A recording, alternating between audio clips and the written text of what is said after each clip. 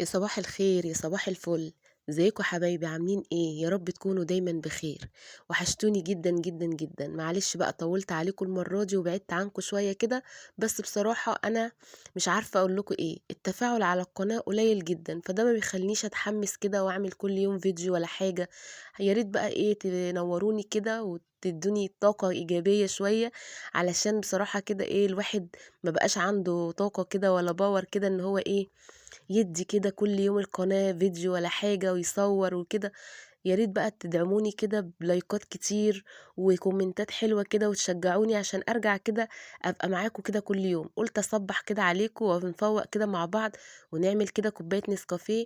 وقُلت أجرّب الهاند بلندر اللي إحنا جبناه آخر مرّة، ده المضرب بتاع النسكافيه اللي هو معاه. بصراحة هو حلو، بس كان نِفْسي يبقى النتيجة بتاعته أحسن من كده.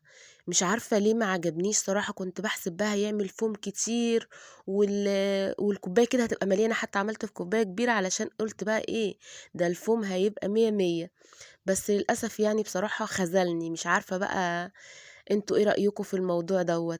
قولوا لي كده رأيكم لو الفوم كده كويس والّا أنا كنت طماعة شوية وعايزة يبقى فوم عالي كده.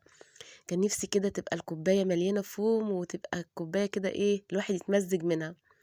قُلت بقى أصبّح كده عليكم ونعمل كوباية نسكافيه كده نفوّق بيها علشان نرجع كده نعيد نشاطنا، ونبتدي كده نتقابل مع بعض إن شاء الله في فيديوهات جديدة وكتيرة، ونرجع كده زي الأول وأحسن كمان. يا رب كده يوفقنا جميعًا ويصلح حالنا يا رب. بُصّوا بقى، مش فيهم كتير ولا حاجة، بس يعني طعمها حلو برضه تفوّق معانا.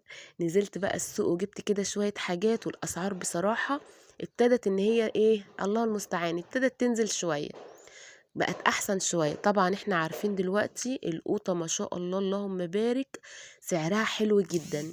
يا ريت بقى نبتدي كده نشيل ونخزّن في الفريزر، علشان طبعًا هي ما بتتنّهاش كده على طول. ده دلوقتي بقى إيه ال3 ب10 وال4 ب10 وجميلة جدًا. يعني شوفي بقى ب5 جنيه تجيبي كده 2 كيلو قوطة وتشيليهم في الفريزر ينفعوكِ في وقت زنقة. طبعًا بتيجي عليها أيام بتكون غالية جدًا، ب10 وب15. فاكرين لمّا كنا بنجيبها ب25؟ ربنا ما يعودها تاني. ما تفكّريناش يا أم ميدو بال25 أحسن دي كانت أيام ما يعلم بيها إلا ربنا. الله المستعان. ربنا يا رب كده يكتّر رزقكم ويكتّر خيركم، وبإذن الله ربنا يملى بيوتكم عمار. بُصّوا بقى، أنا نزلت كده جِبت شوية قوطة حلوين، الراجل بيقول إيه ال4 ب10. جِبت ما شاء الله كده شنطتين كبار كده حلوين، وجِبت البتنجان الرومي اللي إحنا شُفناه مع بعض ده. إيه رأيكم بقى في الفلفل دوّة؟ ده بقى نقطّعه كده مع حبّة كبدة والّا حتّة كفتة والّا أي حاجة، يدّينا كده طعم وشكل جميل جدًا. مقارب كده يعني إيه لشكل الفلفل الألوان لمّا نقطّعه كده طرنشات، وهيدّينا بقى مع البيتزا والّا أي حاجة هتبقى طعم وشكل جميل جدًا. أنا باحب الحاجات دي صراحة تبقى موجودة في التلاجة. أي كده نعمل أي حاجة نقطّع منها قرنين كده. وبعدين إيه ده كمان، أنتم عارفين كل الحبة الحلوين اللي قدّامكم دول بكام؟ مش هتصدقوا، ب2 جنيه، لإن الكيلو ب4 جنيه، جبت نُص كيلو ب2 جنيه. إيه رأيكم؟ والقوطة دي ال4 ب10. جميلة ما شاء الله. هاشيلها بقى في الفريزر، هاغسلها كده واقطّع العلق بتاعها واشيلها في الفريزر. أنتم عارفين إن أنا قُلت لكم قبل كده إن الفريزر بتاعي اللي هو البوكس، فبيدّيني فرصة بقى إن أنا إيه، هو أي نعم فيه عيوب كتيرة طبعًا، بس أمّا باشيل بقى حاجة زي كده يا دوبك بقى باغسلها واقطّع العقب بتاعها كده واشيلها بالشنطة كده في الفريزر، واسحب منها بقى لمّا اعوز. ودي بقى البنجراية دي هنقشّرها ونغسلها ونقطّعها. يعني هاغسلها الأول وبعد كده أقشّرها تمام، وأقطّعها طرنشات كده واسلقها علشان تبقى جاهزة معانا. نعمل شوية فراولة، نحط حبّايتين كده مكعبين، نعمل شوية القوطة طبعًا دُولة مش حمرا أوي.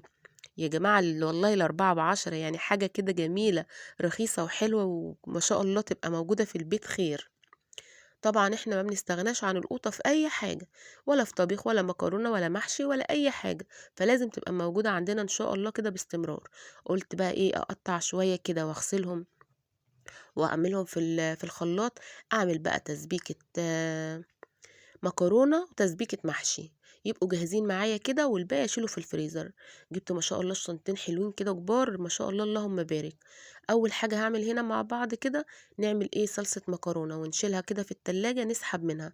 دي بقى منقذ بتاعتي بصراحه، اي حاجه جنبها هتبقى جاهزه في وقت ايه 5 دقايق، هتبقى سلقت المكرونه والصلصه عندي جاهزه في التلاجة، بتبقى الاكله خلصت.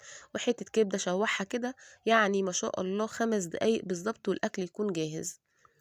انا متعوده على طول ان انا اعمل تسبيكه المكرونه كده واشيلها في التلاجة. اي طوارئ تبقى الحاجه ما شاء الله جاهزه معايا على طول. هنا عملت كده بتاع 2 كيلو كده قوطه للتسبيكه المكرونه ديت. وكمان نعمل بقى مع بعض ايه شويه كده برضو تسبيكه محشي، عشان ان شاء الله نعمل كده اكله محشي مع بعض. ما وصلت بقى لحد هنا معايا، ما تنسوش بقى اللايك والكومنت الحلو كده وتشجعوني بالله عليكم، احسن الدنيا بقى معايا مش تمام خالص. ما بقتش في تفاعل على القناة، وبقى ليا نفس خالص ان انا اصور ولا اعمل اي حاجة. شجعوني كده، وربنا كده يكرمنا جميعا ويوفقنا ويصلح حالنا جميعا يا رب اللهم امين. نفسي قناتي كده تكبر، ويعني ايه اسعد بلقائكم كلكم كده كل يوم، ونبقى ايه احلى صحبة باذن الله. ربنا يوفقنا جميعا يا رب ويصلح حالنا. ده القناة تكبر كده وتبقى حاجة كده ما شاء الله، ليها كده اسم كده وليها شنة ورنة زي ما بيقولوا. احنا طبعا ربنا يوفقنا جميعا، ونفسنا كده قناتنا كلنا تكبر بإذن الله. طبعا مش هتكبر غير بدعمكم ليا، وبإذن الله كده ايه وقفتكم جنبي. هنا بقى عملت حتة ليا من اللي احنا مسيحينها مع بعض، وفرمت بصلتين كده في الكبة وشوحتهم بقى مع بعض علشان نعمل احلى تسبيكة محشي، تبقى جاهزة معانا برضو زي ما اتفقنا في التلاجة كده نسحب منها. وكمان الزيادة طبعا هنحطه في الفريزر، علشان لما نيجي نعمل المحشي طبعا احنا مفرزينه في الفريزر. الكرنب طبعا، الكرنب دلوقتي هو ماشي موجود، بس طبعا الكرنب الشتوي هو ايه الأحسن طبعا، بتبقى ورقته كده رقيقة وطعمه كمان حلو. هنا بقى ايه بصوا حطيت حتة بنجر من اللي احنا سلقناه مع بعض، وكمان هتديها بقى هعمل شفشق كمان قوطة. بصوا اللي جاي ده لقيت القوطة مش حمرا قوي، فعملت بقى ايه بصوا ما شاء الله كده بقت لونها جميل. التسبيكة كمان هتبقى شكلها حلو كده وحمرا وحلوة. مكعب البنجر ده بجد يا بنات بيفرق معايا جدا جدا، علشان كده كل ما بيقابلني في السوق البنجر بجيب مثلا كيلو، يعني اللي كانت معايا ديت كيلو ما شاء الله. اول مره اجيب البنجر كبير كده، بس احنا طبعا عارفين ان هو دلوقتي الوقت بتاعه يعني ايه الموسم بتاعه بينتهي، فعلشان كده قلت بقى ايه مش مشكله اجرب واحده كبيره كده مش مشكله، المهم يبقى عندي موجود في الفريزر. انا بقى بسلقه واحطه كده مكعبات واحطه في الفريزر، واسحب منه لحد ما اخلص وارجع ايه اجيب تاني. يبقى المفروض ان هو يبقى موجود معايا طول السنه. بستخدمه بقى في الفراوله وفي القوطه وفي اي تسبيكه صلصه. نحط منه كده مكعبين بيبقى مع القوطة، بصوا فرقت ما شاء الله. يا رب بقى الفيديو يعجبكم، ما تنسوش بقى اللايك